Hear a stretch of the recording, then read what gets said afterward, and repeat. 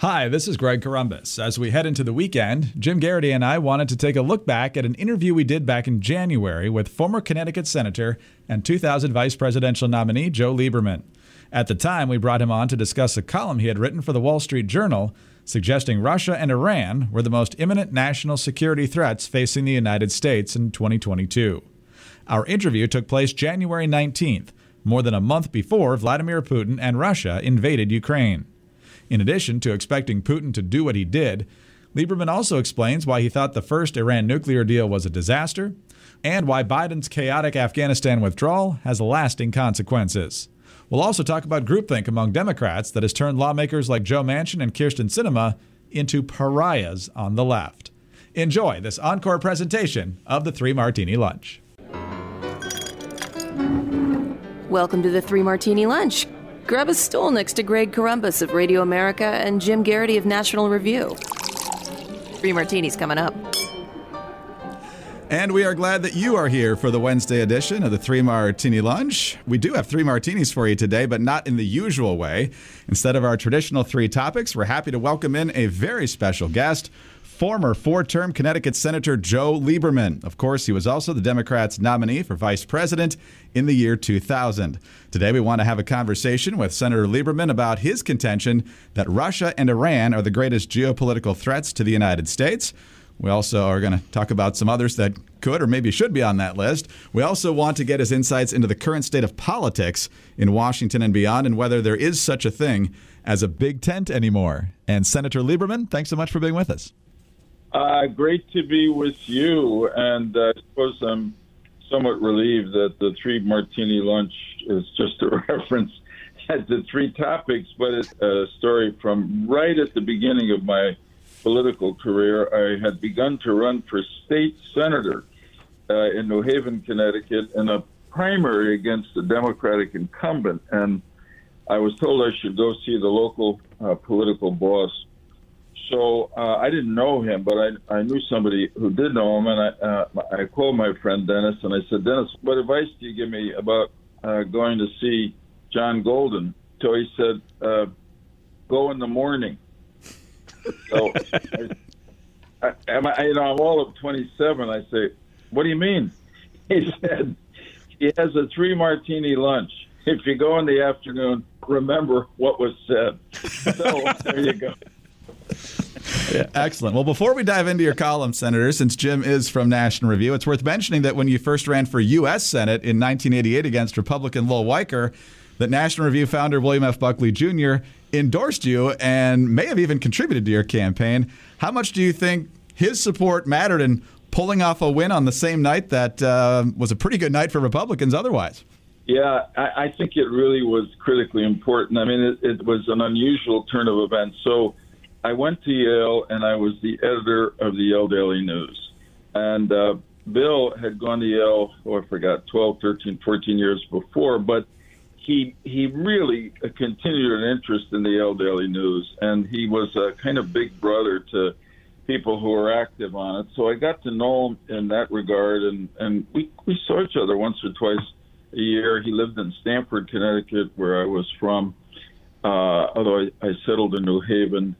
Anyway, he called me up after I ran against Lowell Weicker, who was the incumbent Republican, and shall we put it mildly, an idiosyncratic Republican, had been aggressively anti-Reagan in some regards, particularly on foreign policy. And early in 1988, the election year, I get a call from Bill Buckley. I would try to impersonate that priceless voice, and I might try it, but Joe, yeah, I'm thinking of endorsing you. Do you think it would end your campaign? I said, no, let me think about it, Bill, but he said, please understand, I admire you and I like you, but I would only endorse you because I despise Lowell Weicker. Well, who didn't really? But yes. He did endorse me, and this, if they ever make a movie of that election, his wife, both now deceased, Pat Buckley, was an elegant, tall lady And after that election campaign, which I won, they invited me and my wife over to their house in Stanford for dinner to celebrate. And she's gone out with their butler, Julian, who was English, and they had passed out bumper stickers for me at the supermarkets in Stanford. And I thought, what a picture. This grande dame. and the bumper stickers, incidentally, were produced by the PAC that Bill set up for that campaign, which he called Buck PAC. And he said that it didn't raise much, maybe any money, but he announced that it was open for membership by anyone in the state of Connecticut whose name was Buckley. Anyway, too many good stories, but I will tell you that he wrote, I think a couple of columns explaining why he was for me and why he hoped people would vote for me against Weicker. And toward the end of the campaign, there were a couple of really significant columns written, one by George Will and another by Paul Gigot, which I think, in the Wall Street Journal, which I think really had an effect on my vote. And in other words, saying to basically Republicans who didn't like Weicker, it's okay if you vote for Lieberman. You know, he's not a communist, and he's better than Weicker, and we'll get rid of Weicker. So I never asked Bill. Maybe I did, and he just laughed and raised his eyebrows. But I really believe that he stimulated those columns by George Will and Paul Gigot because, you know, he was the sort of the godfather, if you will, of the whole conservative movement at that time. And obviously Indeed. Had great effect. Yeah, great effect, sure. So, Senator, I think the impetus to have you on this program came, you wrote in the Wall Street Journal January 2nd of this year. The headline is 2022's biggest challenges come from Russia and Iran. And we discussed this on our podcast, and we generally were supportive. But my initial thought was, did he forget about China? What's China got to do to get onto that list? And my understanding was not an erroneous omission. I think we all would agree Russia and Iran are threats. I think the only question is, you know, with the Olympics coming up, who takes gold, who takes silver, who takes bronze. Right. So walk us through your thinking on why Russia and Iran are the top two, and maybe why you wouldn't necessarily put China in the top two. Yeah, so that's a really good question, a thoughtful question. Really, in my opinion, there's two great power challenges to us, which are China and Russia over the years ahead. And then Iran is a special challenge because it's such a rogue extremist nation, and North Korea is in a different way a challenge. Well, the first reason I focused on Russia and China is because I really do believe they're a more immediate threat to American security and world security and our allies' security than China is. I think China represents a longer-term threat. I know people worry that China under Xi Jinping will, for instance, take aggressive action, even at the extreme, invade Taiwan, but I don't think that's probable or even possible in the near future. So part of focusing on Russia and Iran was to say these two this year are going to be the big threats to us, maybe ultimately, if they're not handled right, bigger than the threats we're all focused on domestically, which is COVID-19 and inflation and the economy. I must admit there's also there a sort of warning, which I probably could have stated if I had more space explicitly, which is for many people, American foreign policy should really now be all about China. We should be totally China-focused, and I think that's not only a mistake, but it's highly risky because of the threats represented by Russia, Iran, North Korea, continuing Islamist terrorist threats, et cetera. So that's why part a recognition of the urgency of the threat represented by these two countries, and then part to say, hey, China's a challenger to us, but a different kind of big power challenger over the long term. and in my opinion, unlikely to represent a real military security threat in the near term, certainly not this year, which I think Russia and Iran both may be.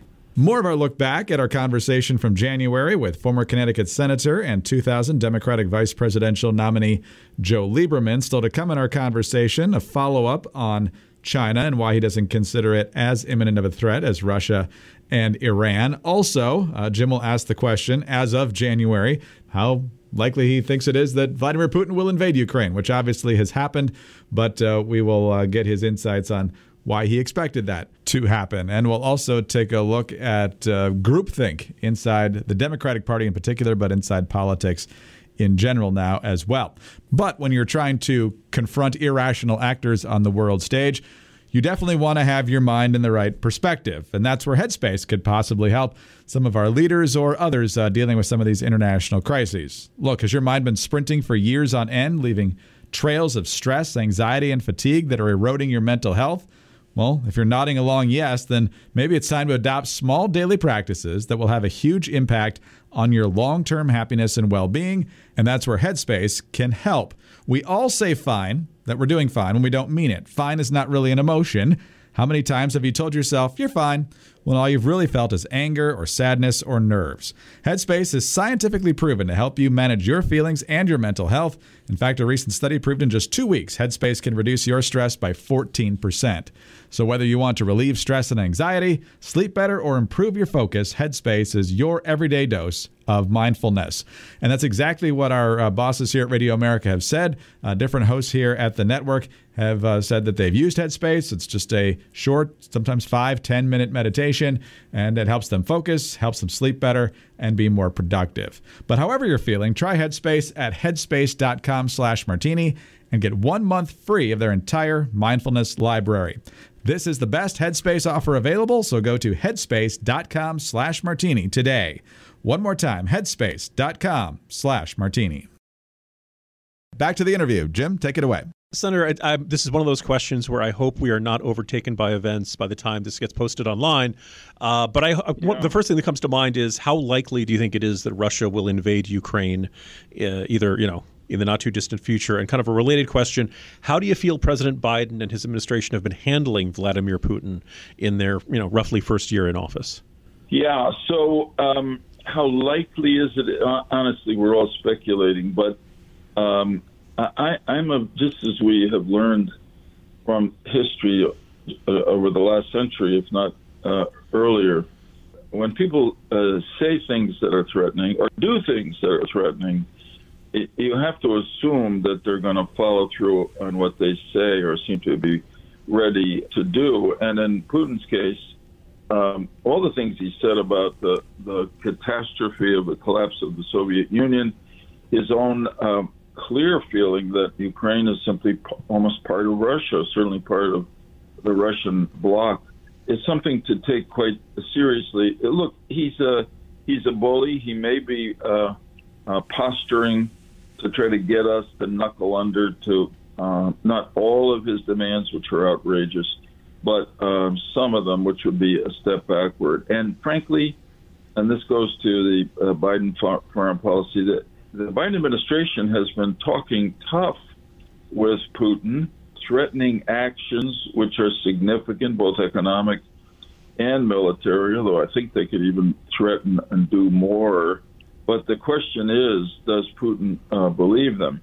And this is in the context of just 1 year of the Biden administration, but in foreign policy, the most noteworthy and, in my opinion, terrible event was the retreat from Afghanistan, which I'm happy to talk about, but I thought was a mistaken policy because the war was over. We were just there performing a kind of counterterrorism moral support role, and so it was a mistake to pull out, but it was also done in a way that was embarrassingly chaotic. And I think the people like Putin and people like Xi Jinping and maybe people like the Supreme Leader of Iran, Khamenei, it said that two things. The Americans are no longer willing or even able to be global leaders, they don't really want to be. But Biden wants to focus on domestic policy.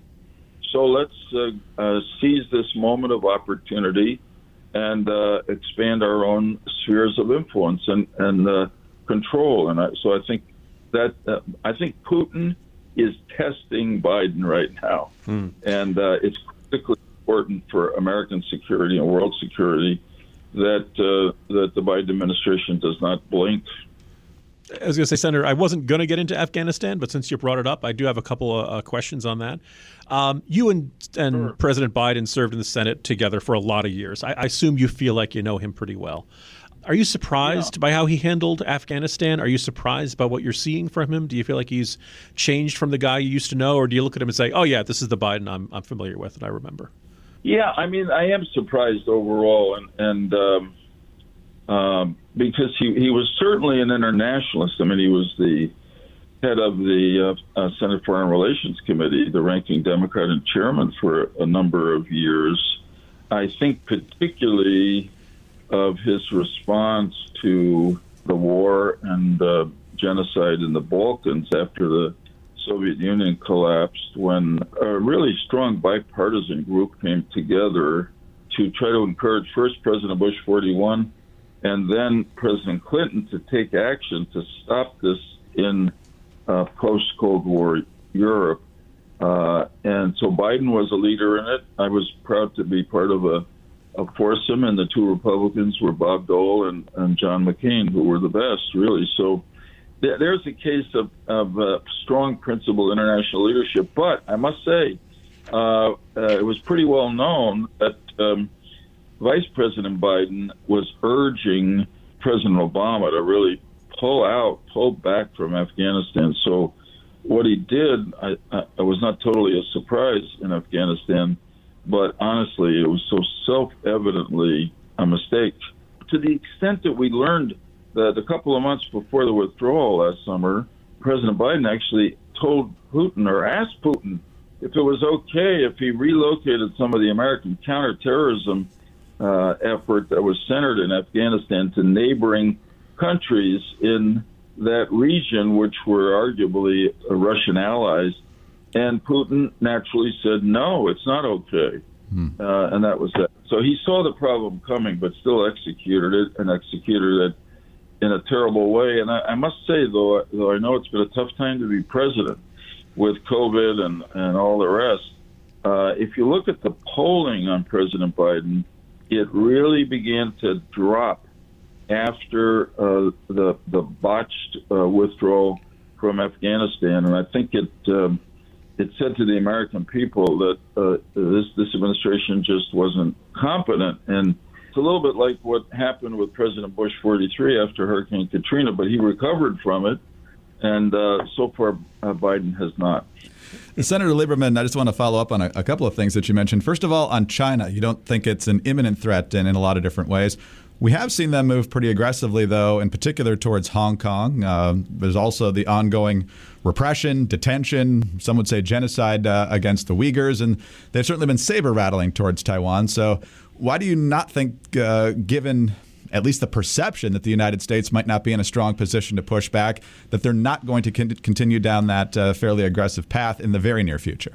Yeah, well, that's a very fair question. Look, in saying that I don't think China is as immediate a threat to American and world security as Russia and Iran, it doesn't mean I don't think they're a threat. Sure. And they are a big challenge. They're a great power. Their economy is big. They have an enormous population. But and they've taken action that's so inconsistent with our values and our interests in Hong Kong and the Uyghurs, just as you say. And it's become a society that's constantly under surveillance by its people, by its own government. But I think that the economy there is unsettled enough. Xi Jinping is now coming up to this re-election moment for an unprecedented third term. They're patient. Unfortunately, they have a long history, and I think he will continue to be involved in all the bad behavior that you've described. But I don't think he wants to actually get into a military conflict situation in which the U.S. might get involved. Now, I will say this.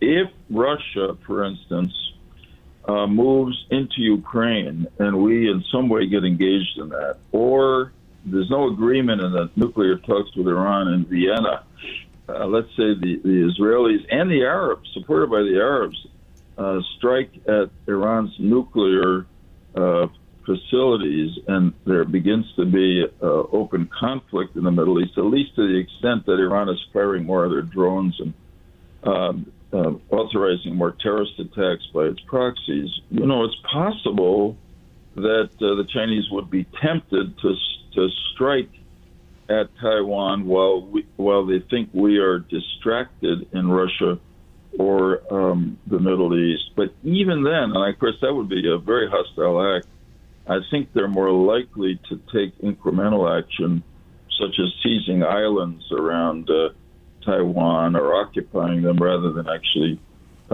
moving into the Taiwanese mainland. But I'm making an estimate, if you will. Sure. I guess based on my own years of experience here, and I think that therefore that the immediate threat for all those reasons is not from China. It's the big long-term threat, but not the immediate threat this year.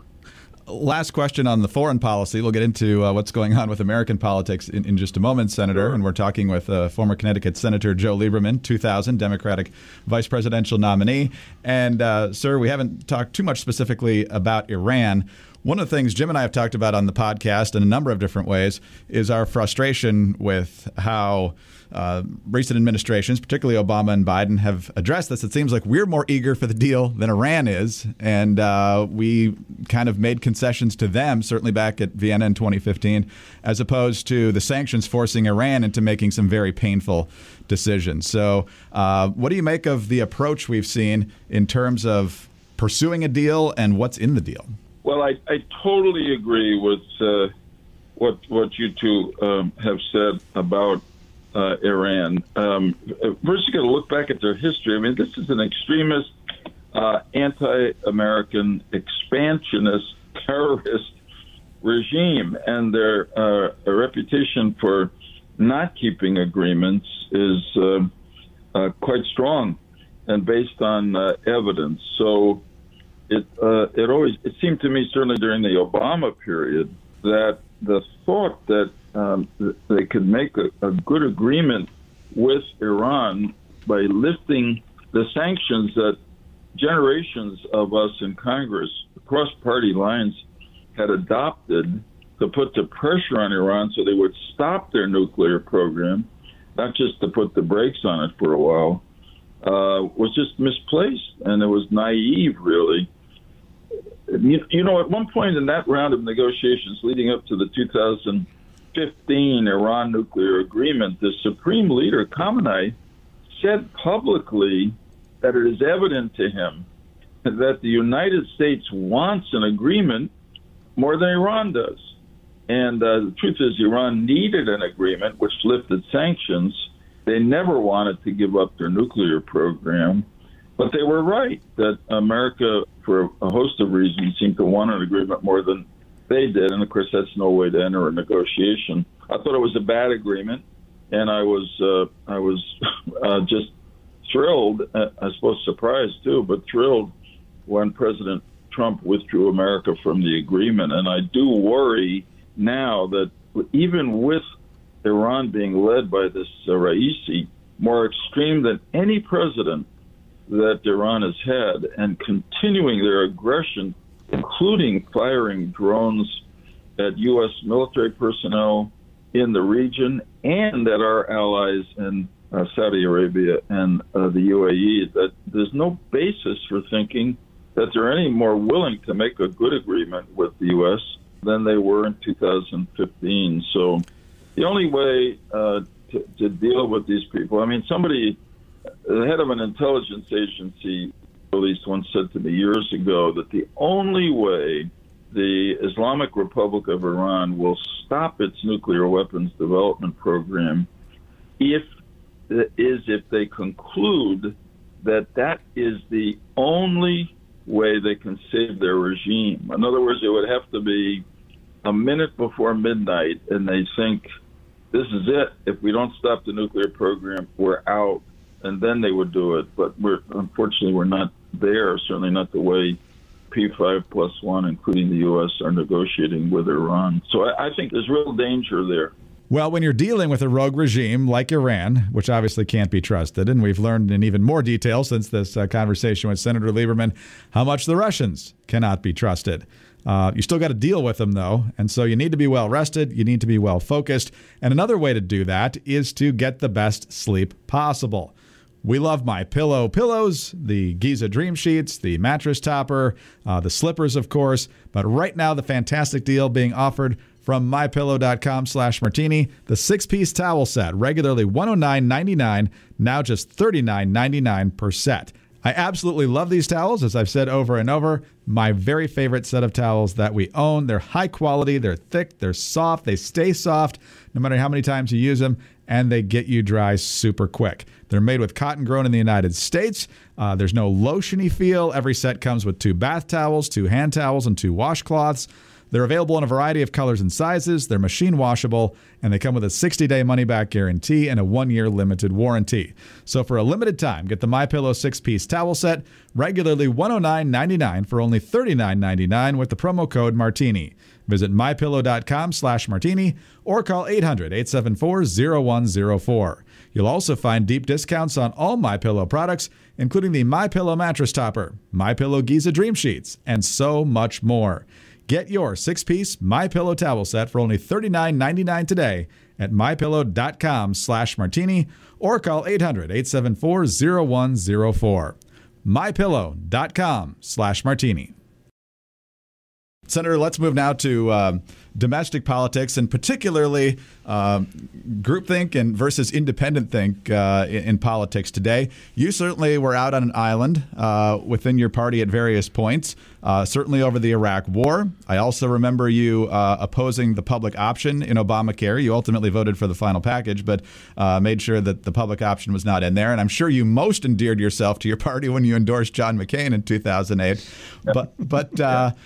So now that you see folks like Joe Manchin and Kyrsten Sinema taking slings and arrows for standing up for the filibuster, and in the case of Manchin, at least, I don't know if Sinema ever said what her final position was on that Build Back Better bill, but a lot of venom going towards Sinema and Manchin in a evenly divided Senate. So you know better than most what they're standing in right now. So what do you make of the current debate, and where are we in terms of where you're allowed to think in your own party?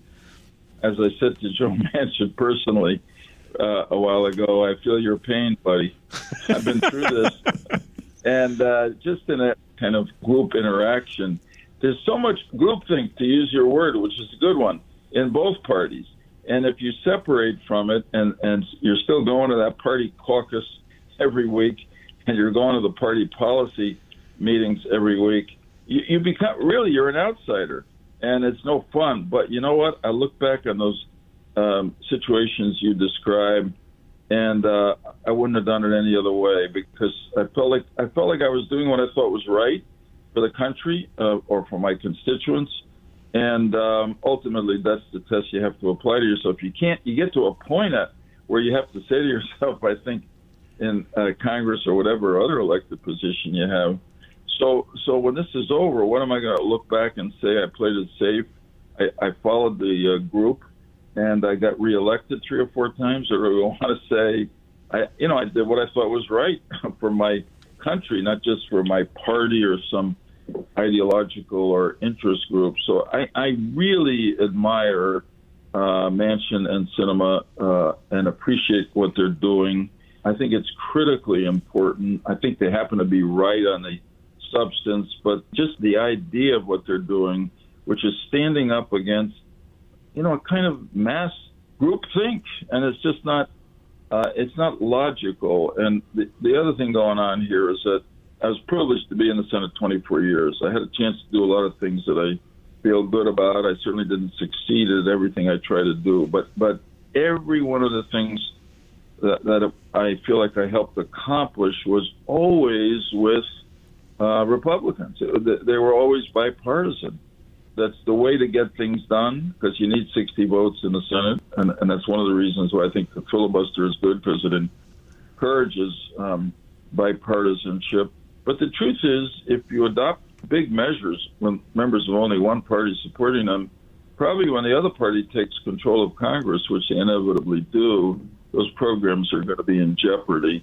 In a way, that's the story of the Iran nuclear agreement. Totally an executive branch move, no bipartisanship on it, and it just made it easy for President Trump, who didn't agree with the agreement, to withdraw us. And that's not the way it ought to be. Two quick questions before we let you go here, Senator Lieberman. First of all, we've seen some sort of hinting in reports that while Manchin and Sinema seem to be relatively alone, they have each other, so they're not technically alone, but there are others behind the scenes who agree with them but aren't willing to come forward and say so for whatever reason. Did you find that same situation in the issues where you were kind of out there, at least publicly, on an island? I did. I mean, on this whole Democratic push to defund, talk about defunding the police, defund the American military on the battlefield in Iraq. It turned out on one occasion I was a decisive vote. I was the only Democrat who voted against it. But I will tell you, on the public option, which I felt very strongly about, which was, to me, a foot in the door toward national health insurance, national governmental-controlled health care, which I don't think is good for the American people, and really they don't want. There were 3 or 4 or 5 other Democrats who were urging me on. A couple of them more quietly than I said so publicly. So I knew I wasn't alone. That encouraged me, even though the media and still the left wing holds me accountable for the fact that there was no public option in Obamacare. I am sure that is true for Manchin and Sinema, certainly on the Build Back Better bill and also on the filibuster, and probably gives them an encouragement, but it also should make us and their colleagues in the Senate even more appreciative of their guts in going out there and taking the tough, independent, principled stand. Senator, just thinking back to those fights about military funding and the public option, some time has passed. You want to name any names? Because I got some suspects. I have some Democratic senators who I think might have agreed with you, but...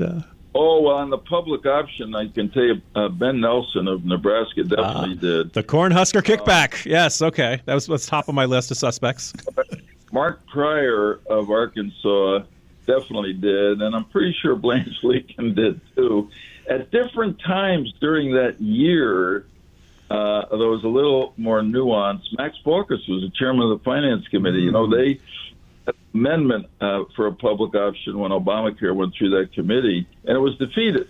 And Baucus said to the press, if the public option, government health care, is on this bill, it's not going to pass. So that wasn't exactly I'm against it, but he was saying this is not going to work if that's on it. So there's a few names for you to put up there in the pantheon of independent thinkers. Very good. Very good. Last question, sir. Any tips for Republicans on defeating Ned Lamont? I don't, who knows?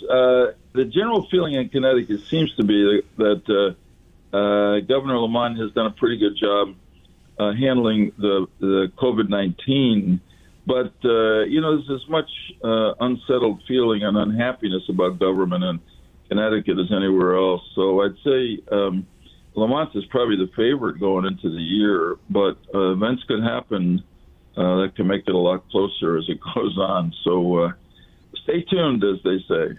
No doubt. Yeah, governor's races in New England seem to have a more competitive feel to them than the ones that send people to Washington, to be sure. Well, they do. We've had Republican governors for big stretches of the time, even while the Democrats had many more registered voters than Republicans. But the key here is that the largest voting group in Connecticut and now around the country are independents. So if they come together in one way, they could determine how the elections come out. They've done that in Connecticut, and, it's going to be interesting to see where they go in the 2024 presidential election, but nationally. But maybe I'll come back and we'll talk about that later. That'd be great. We'd love to have you back. Senator Lieberman, terrific to have you with us. Thanks for your time. Thank you for an enlightening conversation. Well, thank you both. I really enjoyed it. Maybe once we'll go out for a real one martini lunch. Sounds good. I'd enjoy that. Sounds great. Thank you, sir. Jim, a lot of topics, and I think we got even more from him than we expected. So a fun conversation. If you'd said to me back in the year 2000, you're going to have a conversation with the guy you just voted against, who obviously, look, the Iraq War changed the way a lot of folks on the right see Senator Lieberman. Ned Lamont changed the way a lot of folks on the right see Senator Lieberman, and the 2008 campaign. Particularly on foreign policy, he drifted to the right and ended up in a situation where a lot of folks on the right. So I always kind of liked him, but he is is as funny as we remember. It's a good way of putting it. Yeah, so. Absolutely. He's great to talk to. And now, of course, that he's off the line, my next question is: did you ever imagine that George W. Bush and Dick Cheney would be the Democrats' two favorite Republicans right now?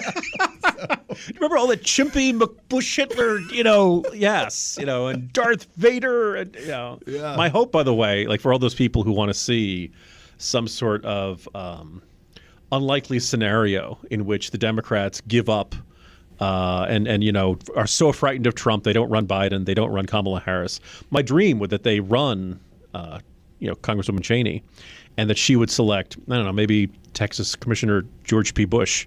So the Democratic ticket in 2024 would be Cheney Bush. And getting all the Democrats to say, actually, they could flip space. So, Bush, Cheney, 2024, Bush, Cheney, from the Democratic convention, I just think could be fantastic. I think that would be quite a generational shift right there, to be sure. Yeah. Anyway, great day. And tomorrow, our usual fare. Jim, I'll see you tomorrow. See you tomorrow, Greg. Jim Garrity, National Review. I'm Greg Corombos of Radio America. Thanks so much for being with us today. Do subscribe to the podcast if you don't already. Thank you, as always, for your kind reviews and your 5-star ratings. Please keep those coming. Get us on those home devices. All you have to say is play 3 Martini Lunch podcast. Follow us on Twitter. He's at Jim Garrity. I'm at Dateline_DC. Have a great Wednesday, and please join us on Thursday for the next 3 Martini Lunch. Hi, it's Dana Lash, host of The Dana Show. Every day, I'm here to keep you up to speed on the most important stories and info that you need to know in your very busy life. And if you're always on the go and you want to stay connected, just download our daily podcast and take it with you. It's a great way to get up to speed on what you need to know and what legacy media may not be telling you. Visit danaradio.com and click on the podcast link or subscribe at iTunes, Spotify, or wherever you get your favorite podcasts.